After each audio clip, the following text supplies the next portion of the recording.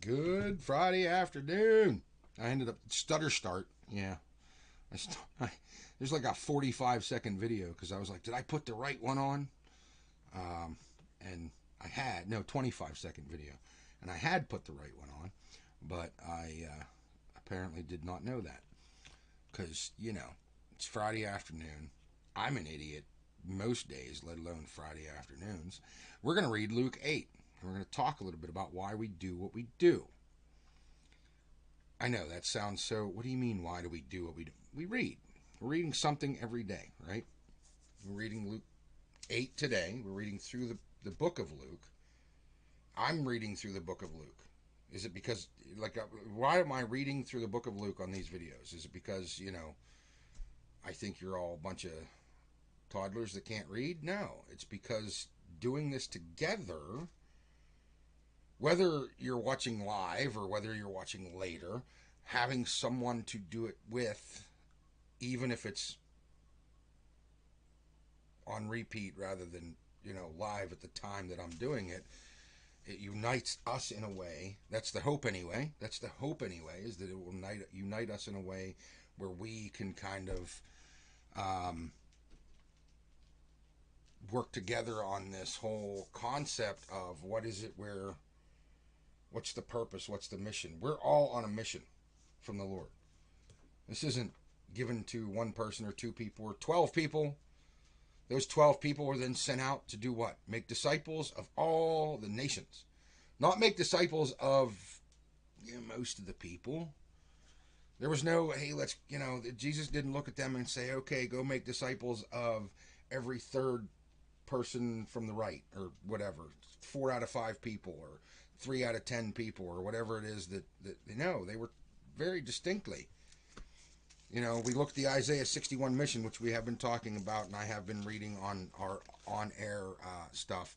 You look at that Isaiah 61 mission, and it's to free the captives and to bring the suffering out of the dark and to bind up the brokenhearted. And of course, I'm not reading exactly what it says in Isaiah 61, but you get the kind of gist of what I'm talking about here. Proclaiming the year of the Lord's favor.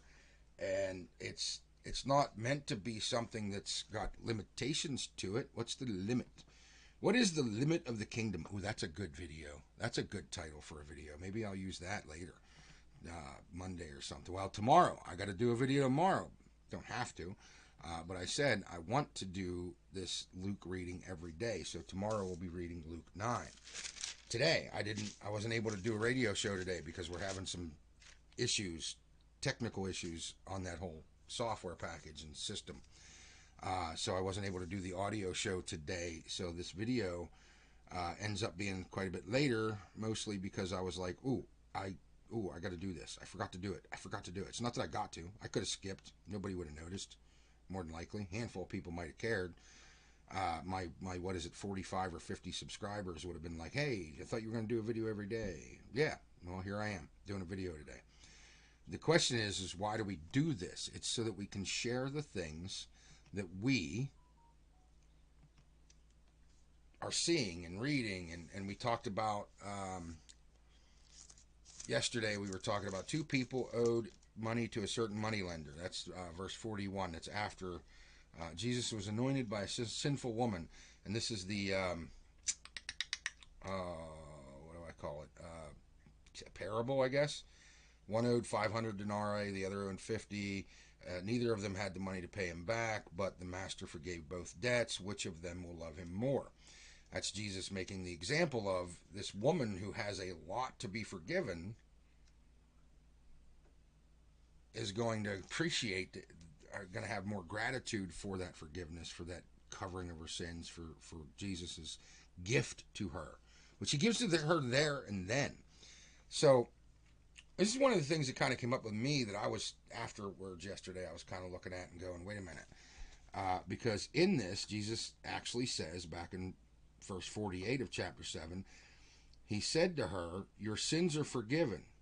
And then the other guests began to say among themselves, who is this? He even forgives sins. And he says, your faith has saved you. Go in peace. So My sins are forgiven by the blood of the Lamb. I know that. The blood of the Lamb covers my sins and makes it possible for me to reconcile with the Lord. But at this point, when he forgave her sins, when he told her her sins were forgiven and that she could move on, go in peace, he hadn't shed that blood yet. He hadn't even taken our sins upon him yet, because he doesn't do that until shortly before the cross, right? So my question then would be, if sins could be forgiven, directly by the man without the sacrifice, then why is the sacrifice needed?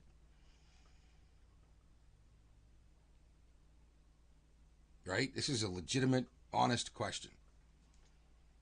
Abraham was seen to be a righteous man by the Lord.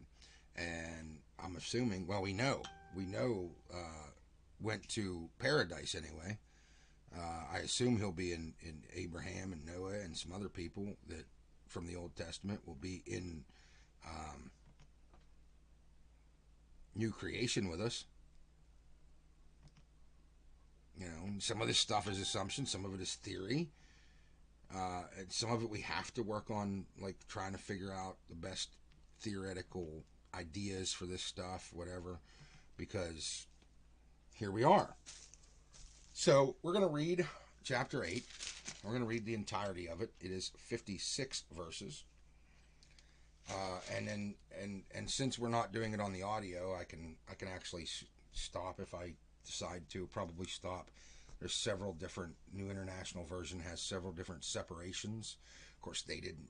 When it first got written, it didn't have these separations. But the parable of the sower is the first one. This is one of the. How do I say this? This is one of my favorite parables, just because of this and the parable of the talents I love too. But this one's one of my favorite because we see good, decent people who are amongst all these categories that he talks about as we go through the parable of the sower. So chapter 8, verse 1, after Jesus traveled about from one town and village to another, proclaiming the good news of the kingdom of God, the 12 were with him, and also some women who had been cured of evil spirits and disease. Mary, called Magdalene, from whom 7 demons had come out. Joanna, the wife of Chuza, the manager of Herod's household. Susanna, and many others. These women were helping to support them out of their own means. Now, in that society, like Mary, I'm guessing that she maybe had something that she had inherited, or possibly because of the fact that of what she did prior to. There's some people that say she did a certain, thing while the demons were in her. Maybe there was some money left from that behavior that she gave to Jesus and to his ministry. This Joanna, wife of Chuza, manager of Herod's household. And we don't get a whole lot about the other women, Susanna and many others.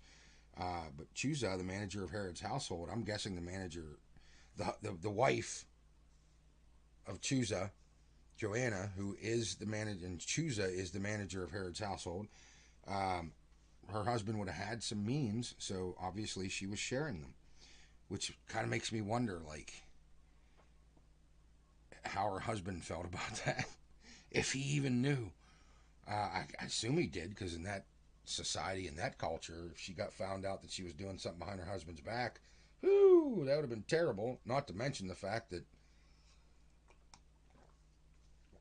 as we find out later in the New Testament, submitting to your wife, submitting to your husband is important, which means that they would have had to have shared what they were doing, I would imagine. But what do you think? Email me. Chuckles at God's Love Live. Now, if you'd like to, you could text right now. I'll get it moments, and we'll talk about it right now. So if you have a question, you have a comment, something you'd like to, get off your chest, whatever, we're here. That's the whole purpose behind what I'm doing here. For those of you who don't know, is that we can share. And I want to read chapter 8. I want to go through chapter 8 of Luke. But also, if you have something you'd like to talk about, if you have something you'd like to share, if you have a question on your mind, something that's pressing on your heart, we're here.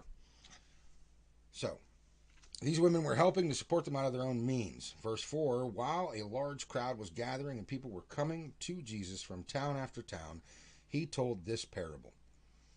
A farmer went out to sow his seed, and as he scattering the seed, some fell along the path, and it was trampled on, and the birds ate it up. Some fell on rocky ground, where it came up, but the plants withered because they had no moisture. Other seed fell among thorns, which grew up, but then got choked off. Still other seed fell on good soil. It came up and yielded a crop 100 times more than was sown. Now, while a large crowd was gathering, so obviously this is meant to be taken in by this crowd that's gathering,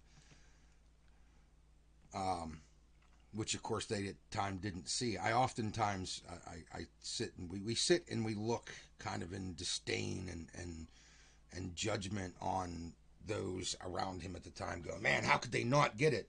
Well, they didn't have the entirety of the story like we do to work off of. You know, that's you know,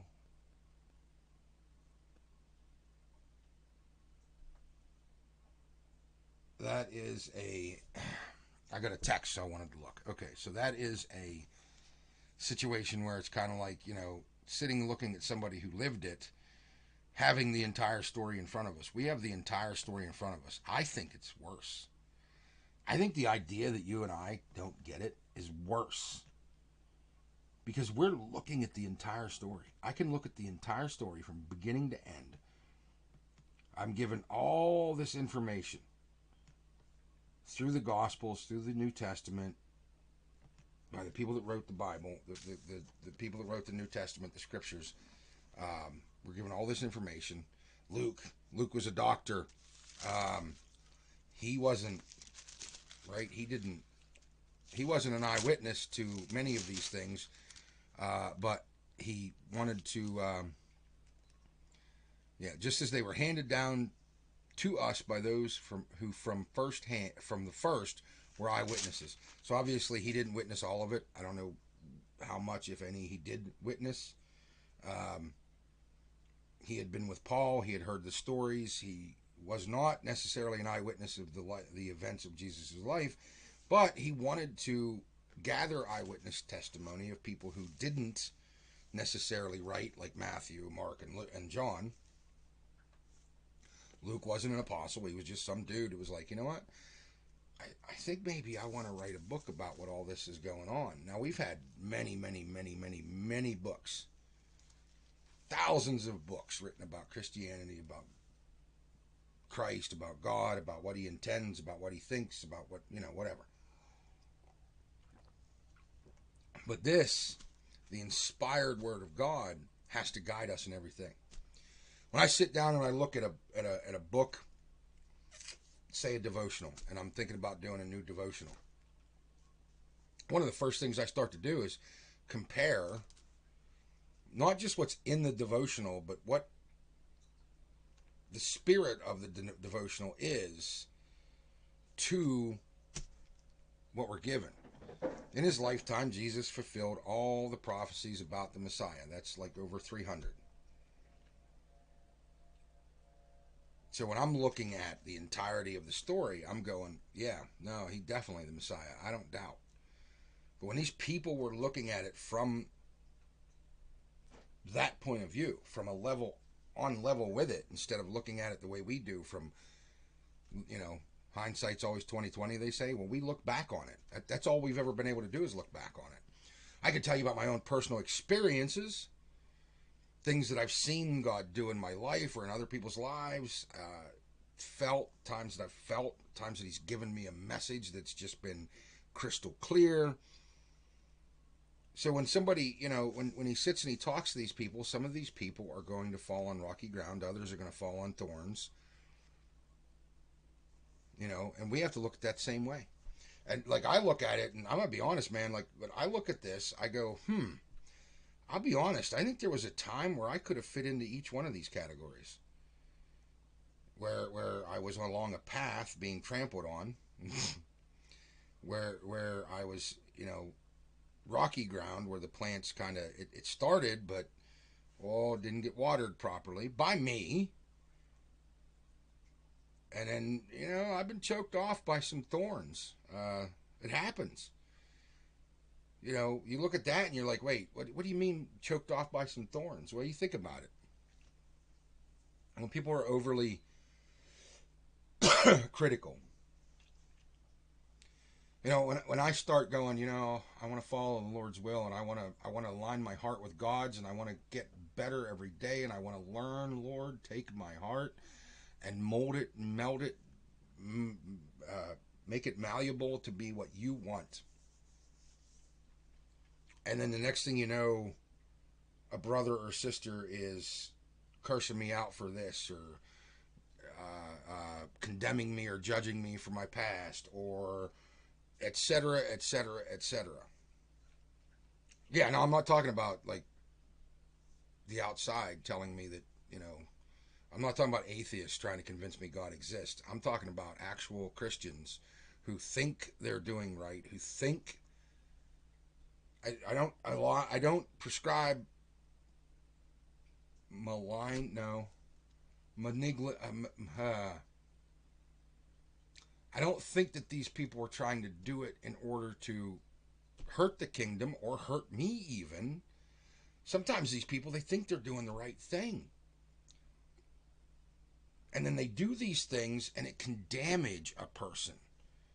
And if it damages a person and makes them walk away from the if you are choking off the possible crop by doing that to someone, whether they're a Christian or not, whether someone's saved or not, if somebody who's not saved starts to think about it and they're like, you know, that Jesus dude, man, he's got some stuff. Like there's some stuff there. And if they're looking at somebody, go, that person, man, I see it.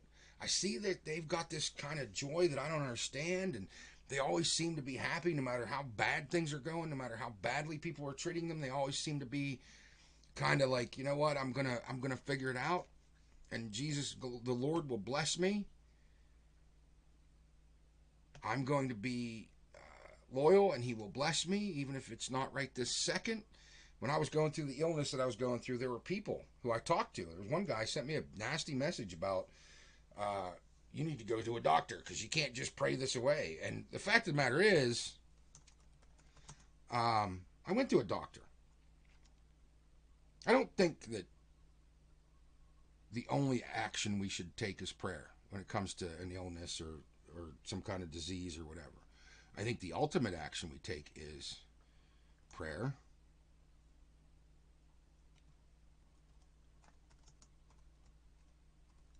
but it's not the only action.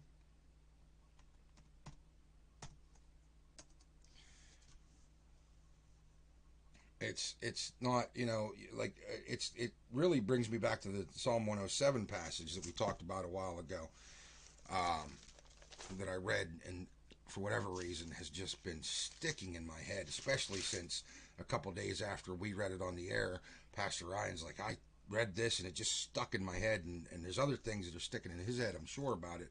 For me, one of the biggest ones is this very first section. Let the redeemed of the Lord tell their story. Those who he redeemed from the hand of the foe, those he gathered from the lands from east and west, from north and south. Some wandered in a desert wasteland, finding no way to a city where they could settle. They were hungry and they were thirsty, and their lives ebbed away.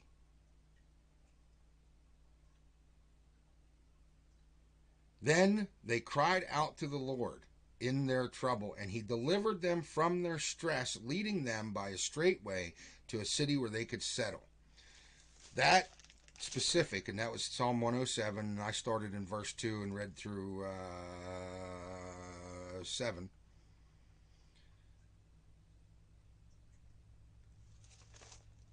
that very specific statement to me, that's the part that's really sticking out to me these days, because it's like he led them by a straight way. He put out his hand and said, "Come on, let me show you, let me lead you." Like, the Terminator movie. Arnold Schwarzenegger's character pulls up in a, or not Arnold Schwarzenegger's character. In the very first one, it's the other guy. Pulls up in a car, throws open the door, puts his hand out and says, "Come with me if you want to live," to the woman. If she slams that door on his face and runs the other direction, guess what? Yeah, she has to take action too. It's that kind of idea to me that when we're asking the Lord to protect us, we're asking the Lord to heal us, we're asking him to make a difference in our hearts.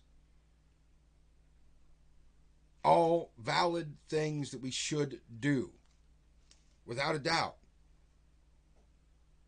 But then, what's next? It's like, I'm not going to pray to the Lord. I'm not going to sit here and I need a hole dug in the backyard. All right, Lord, please provide me a hole in the backyard.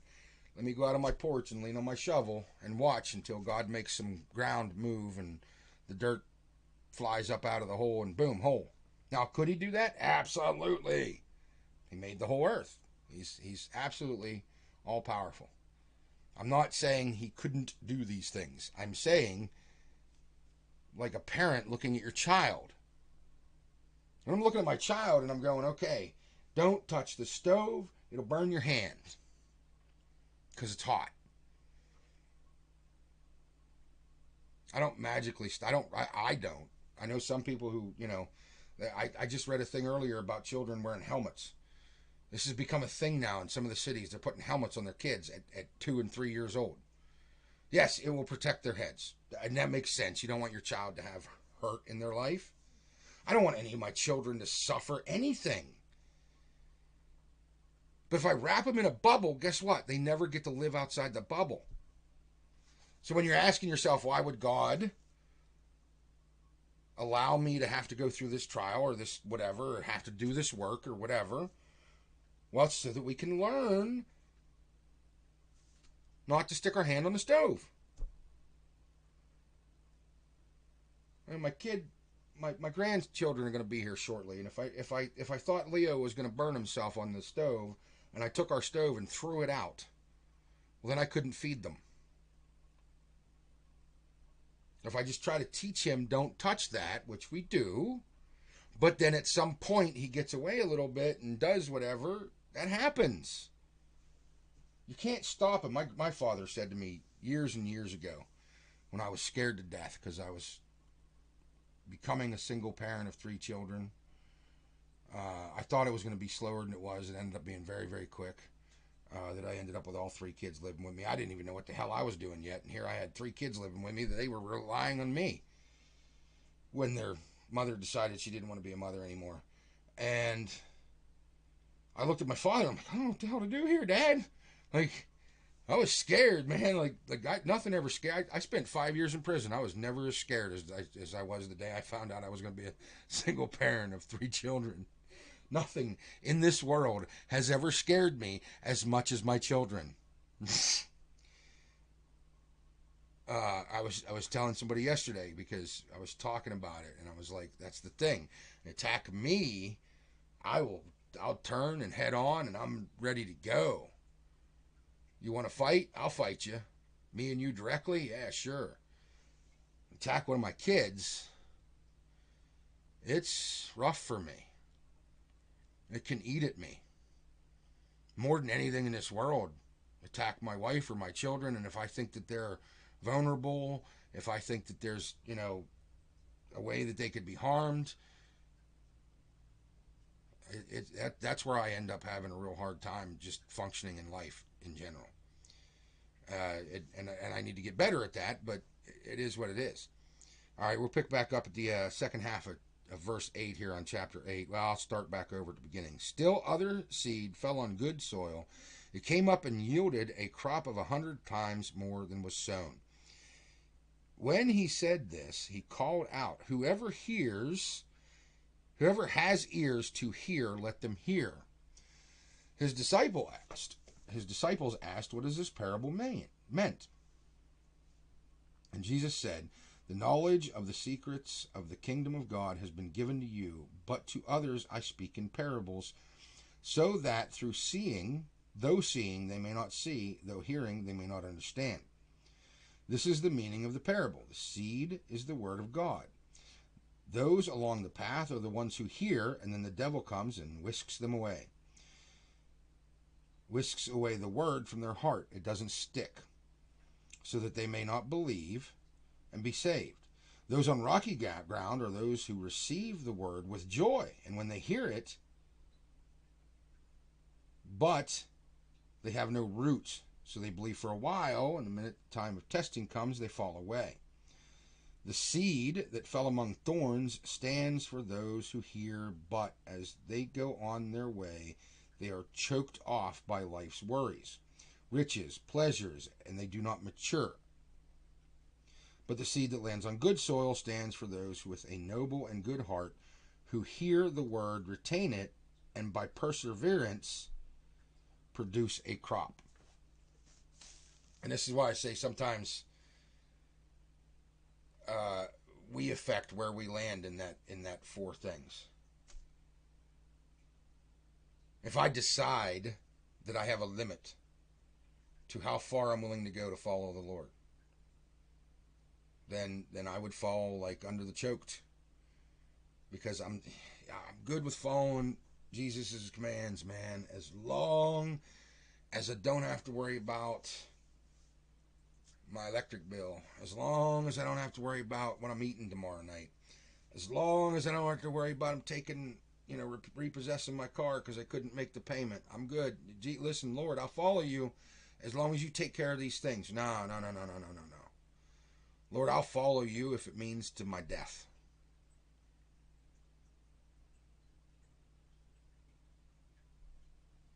My biggest one, the problem where I have a hard time, and where I'm still at that place, is what it means for my children.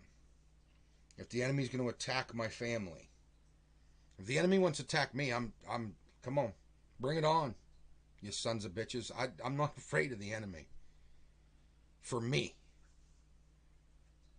I'm afraid of the enemy for my daughters, my sons, my grandchildren, my wife, my sister, and on and on, my brothers and sisters in Christ at our home church and all around the world. And one of the things I have to do is I have to sit back and I have to understand that these attacks may come to the people I care about. The harder you go at an enemy, the more you scare an enemy, the more likely they are to try to find your weakness. And if your weakness isn't you, what is it? We all have one. Whether it's wanting to know what I'm having for dinner tomorrow night, whether it's wanting to know that my car payment or car insurance or house payment or electric bill or fill in the blank bill is paid. Listen, it's not that I'm okay with insecurity. It's that I'm trusting the Lord at this point, that He's going to take care of these things. And I'm going to tell you something, and I'm not even sure if my wife's still sitting in the kitchen or in the living room. But if she is, this is the first time she's going to hear it, because I've been having issues with some stuff my daughter's going through. And the details are hers to get into. I'm not going to get into the details. I'm only going to tell you what I have going on. I've been having issues with some of the details, or some of the stuff my daughter's going through. And Nakoma went to the hospital yesterday in an ambulance from our clinic in town because she was having some issues. And she came home last night. She seems to be doing a lot better. She's with her friends trying to be okay. And she puts on a strong face even when she's not feeling good. Kid reminds me of me. But it's really been bothering me more than I thought lately. That manifested today in me yelling at them about not taking care of some things that need to be taken care of probably because they're afraid, because they don't want to deal with it, because umpteen other reasons. It's fine. It's how life works. But I realized that the reason I got so frustrated and was so passionate about the situation is because if what she's going through with her health is because of what I'm going through with my alignment, with trying to align my heart with God and trying to follow God's will better, if what she's going through is even a little bit in some kind of attack, it bothers me so much. Because she shouldn't have to suffer because of something I'm doing. But here's the thing. She's not here right now. She's out with her friends. That's why I was able to talk about this. Because I don't want to say this in front of her. But if I looked at her and said this in front of her, if I told her I would quit, walk away, I would become strangled by the thorns that are my family when it comes to my faith and my spiritual journey and this journey of trying to follow God's will. My daughter would tell me, don't you dare.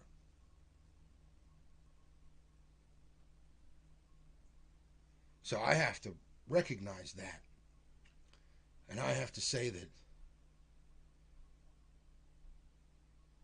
even if she's not where I am faith-wise, in her relationship with the Lord, in her understanding of what it is that we've been offered, the grace that we've been offered through Christ, the salvation, even if she's not wanting to follow God where she's at, etc., etc., etc., I know. I can tell you right now that if I said, listen, Nakoma, I will walk away from this spiritual warfare that I'm fighting with right at the moment. I'll give up. I'll go, do something else, and we'll go to church on Sunday, and I will surrender this battle that I think we're in. If I said that, she would yell at me and tell me, don't you dare. Because if she thinks even for a minute that it's true, that something might be attempting to attack our family, she's so much like me, she'll become a warrior like you can't even recognize. She would never.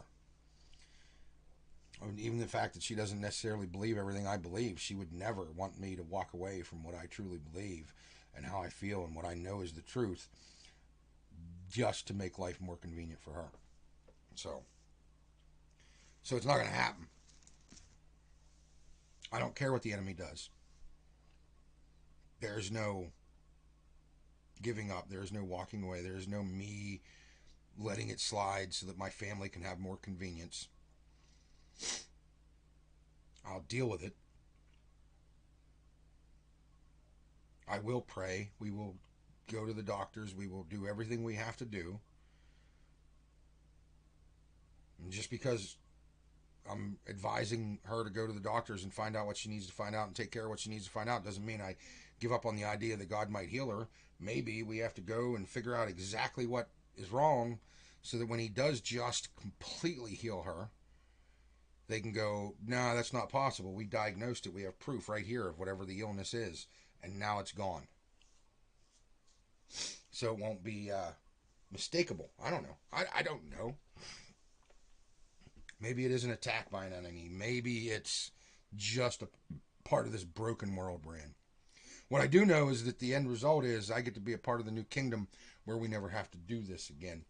Where we get to spend eternity loving our loved ones. That's why it's so important to me that my loved ones are offered the chance to fully understand the truth of God's grace and the gospel message, the good news message that Christ brought to this earth before he sacrificed himself, so that we could all be reconciled with the Lord. I'm going to pick back up at verse 16, and I'm going to read the rest of the chapter and wrap this up because my grandkids are going to be here soon. No one lights a lamp and then hides it under a clay jar or puts it under their bed. Instead, they put it on a stand, so that those who come in can see the light. For there is nothing hidden that will not be disclosed, and nothing concealed that will not be known or brought out into the open. Therefore consider carefully how you listen. Whoever has will be given more. Whoever does not have, even what they think they have will be taken from them. Now, Jesus' mother and brothers came to see him, but they were not able to get near him because of the crowd. Someone told him, "Your mother and brothers are standing outside, waiting to see you." He replied, "My mother and brothers are those who hear God's word and put it into practice." One day Jesus said to his disciples, "Let us go over to the other side of the lake." So they got into a boat and they set out. As they sailed, he fell asleep. A squall came down on the lake so that the boat was being swamped, and they were in great danger. The disciples went and woke him, saying, "Master, Master, we're going to drown." He got up and rebuked the wind and raging waters. The storm subsided and all was calm. "Where is your faith?" he asked the disciples. In fear and amazement, they asked one another, "Who is this? He commands even the winds and the water, and they obey him." They sailed to the region of Gerasenes, which is across the lake from Galilee. When Jesus stepped ashore, he was met by a demon-possessed man from the town. For a long time, this man had not worn clothes or lived in a house, but had lived in the tombs. When he saw Jesus, he cried out and fell at his feet, shouting at the top of his voice, "What do you want with me, Jesus, Son of the Most High God? I beg you, don't torture me." For Jesus had commanded the impure spirit to come out of the man. Many times it had seized him, and though he was chained hand and foot and kept under guard, he had broken his chains, and he had been driven by demons into a solid hairy places. "What is your name?" said Jesus. "Legion," he replied, because many demons had gone into him. And they begged Jesus repeatedly not to order them to go into the abyss. A large herd of pigs was feeding there on the hillside. The demons begged Jesus to let them go into the pigs, and he gave them permission. When the demons came out of the man, they went into the pigs, and then the herd rushed down the steep bank into the lake and was drowned. So what does that mean for the demons? Like, we're going to touch on this at some point, because he cast them into the pigs because they asked for that, and then down the steep bank and into the lake, drowning. Okay, first of all, that's an enormous waste of bacon. Now that we're over that, what happened? What happened to the pigs? Or the demons. I'm sorry, what happened to the demons? Like, where did they go? When the pigs died, did that mean that the demons left the pigs and were able to go look for a new place? Maybe? I'm curious, like, how that works. So, when those tending to the pigs saw what had happened, they ran off and reported this in the town and countryside, and the people went out to see what had happened. When they came to Jesus, they found the man from whom the demons had gone out, sitting at Jesus' feet, dressed in his right mind, and they were afraid. Those who had seen it told the people how the demon-possessed man had been cured. Then all the people of the region of Gerasenes, asked that one. I don't know how to pronounce that one. Asked Jesus to leave them because they were overcome with fear. So he got into the boat and left. The man from whom the demons had gone out of begged to go with him, but Jesus sent him away. "Return home and tell how much God has done for you." So the man went away and told all over the town how much Jesus had done for him. It's funny because earlier he healed somebody and said, "Keep this to yourself, don't tell anybody." Now he's saying, "Go tell everybody." We see a polar shift here where he's like, all right, it's time to really come out and do this. Now he's going to raise a dead girl and heal a sick woman. This is, probably right near the time when that happened. Now, when Jesus returned, the crowd welcomed him, for they were all expecting him. Then a man named Jairus, a synagogue leader, came and fell at Jesus' feet, pleading with him to come to his house, because his only daughter, a girl of about 12, was dying. As Jesus was on his way, the crowds almost crushed him, and a woman was there who had been subject to bleeding for 12 years, but no one could heal her. She came up behind and touched the edge of his cloak, and immediately her bleeding stopped. Jesus then said, "Who touched me?" When they all denied it, Peter said, "Master, the people were crowding and pressing against you." But Jesus said, "Someone touched me. I know that power has gone out from me." He felt it. She touched his cloak, and he felt it. "Someone touched me." The woman, seeing that she could not go unnoticed, came trembling at his feet, fell at his feet. In the presence of all the people, she told why she had touched him and how she had been instantly healed. Then he said to her, "Daughter, your faith has healed you. Go in peace." While Jesus was still speaking, someone came from the house of Jairus, synagogue leader. "Your daughter is dead," he said. "Do not bother the teacher anymore." Hearing this, Jesus said to Jairus, "Do not be afraid, just believe," which I have noted here also could mean trust. So the word could be trust even more so probably than believe, and she will be healed. When they arrived at the house of Jairus, he did not let anyone go in with him except Peter, John, and James, and the child's father and mother. Meanwhile, all the people were wailing and mourning for her. "Stop wailing," Jesus said. "She's not dead, but asleep." And then they laughed at him, knowing that she was dead. They knew she was dead. He couldn't possibly be saving her. How could he possibly save her? She's already dead. The things we know when we know them, right? But he took her by the hand and said, "My child, get up." Her spirit returned at once. So that answers one question. If she had died, did her spirit leave her? Well, her spirit returned. I'm assuming that's, there's a reason that was said that way. And at once she stood up. Then Jesus told them to give her something to eat. Her parents were astonished, but he ordered them not to tell anyone what had happened. So he just told somebody in the last section, go tell everyone what God has done for you. Now he's saying, don't tell anyone what has happened after raising this girl from the dead. This, to me, kind of pushes the idea that he had a supernatural plan that we couldn't understand. And now in chapter 9, he's going to send out the 12. And then a little bit later, we have the feeding of the 5,000. That's chapter 9. Chapter 9, we will read tomorrow. I said this was going to be a short video. It's almost an hour. We're about 45 minutes. Which makes sense because it would take me 45 minutes to read 50 verses. Not like it's a minute a verse, just because, well, I tend to talk a lot. But also, isn't that kind of why some of you tune in? I think we need to... I really, as I'm reading this, okay, I want to tell you, because as I'm reading through Luke, and I've read these stories in other gospels. We've talked about them. We taught on them.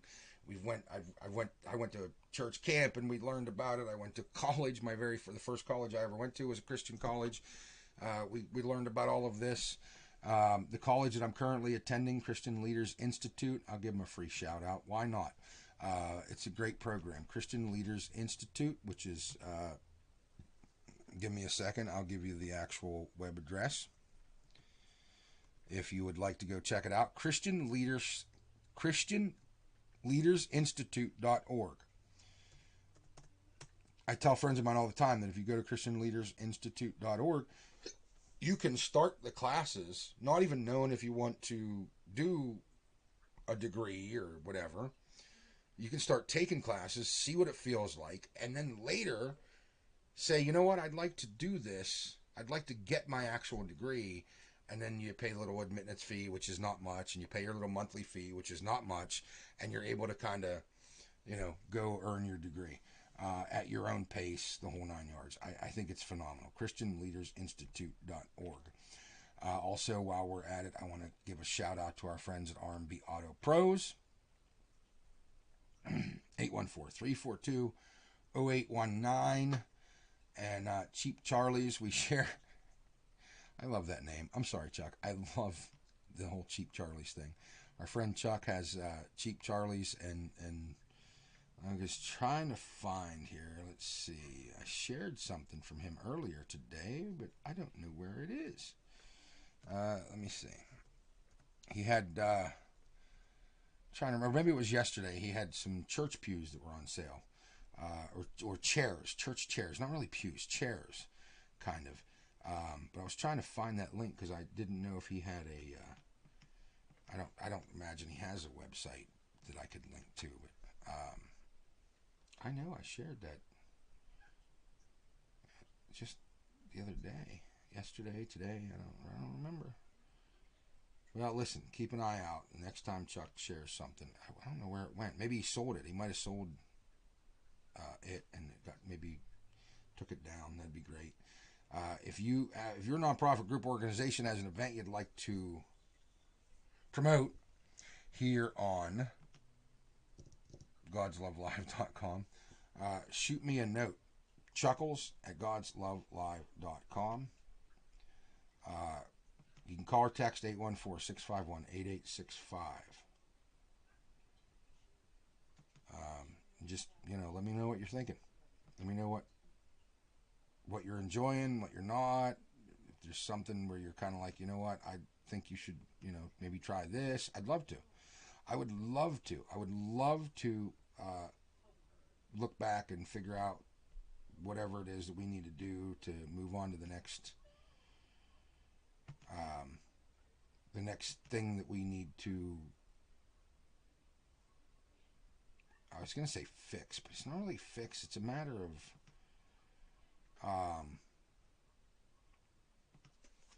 well, that's why I couldn't find it. I'm in the wrong one.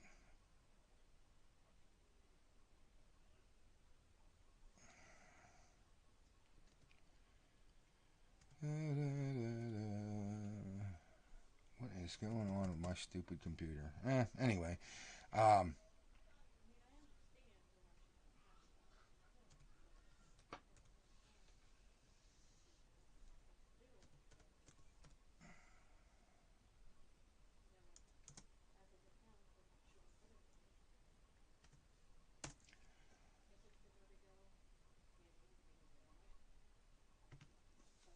Oh, let's see. I was trying to find. There it is. There it is. I'll share it again right now on our site. Solid oak with velvet seat and back. They're sanctuary chairs. They look like the ones that, years ago sat up next to the communion table. Honestly. But I'll share them on our page because Mr. Chuck does a lot for us and does a lot for the community, and because I want to. How's that sound? It's not letting me share it. Ooh, I hate computers. All right, anyway. Cheap Charlie's. Does he have a phone number? You're going to have to send me a phone number. I'm going to have to let him know. Send me the info so I can shoot people over to talk to you or whatever, because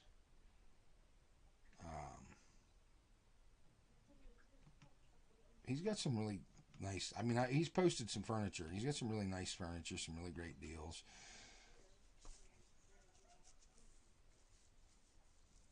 Little Master Cool mobile air conditioner thing that I might want because that's amazing. They also call our friends at Jackrabbit, also a Chuck Navasky thing. 814-592-1656 if you need anything at the house. If you need any help with any kind of project at all. I saw a note the other day that, I guess it was yesterday, that they were helping somebody with their Christmas decorations. It was awesome. Our friends at Brothers Pizza in Osceola Mills, temporarily closed right now. I'll let you know when Carlos decides to open back up. Rothrock's department store on Front Street, onlyhemp.com. freedomhouse.com. Don't forget freedomhouse.com. Jane and the folks up there are doing a great job. You can go to Cash App and donate at God's Love Live here. What is it? $$ God's Love Live. You can go on Tidely and find us. You can email me, chuckles at godslovelive.com. Meanwhile, have a great weekend. Nope, I'll be back tomorrow. Have a great night. I'll be back tomorrow with our Psalm, or with our chapter 9 reading of Luke. Sunday we'll do 10, and Monday we'll be on the 11th chapter. And if you haven't already been a part of this, you can catch up by reading up to today. We're reading a chapter of Luke each day until we get to the 24th, Christmas Eve, reading through the life of Christ as told by Luke, because it matches up, and boom, Christmas Eve will be done.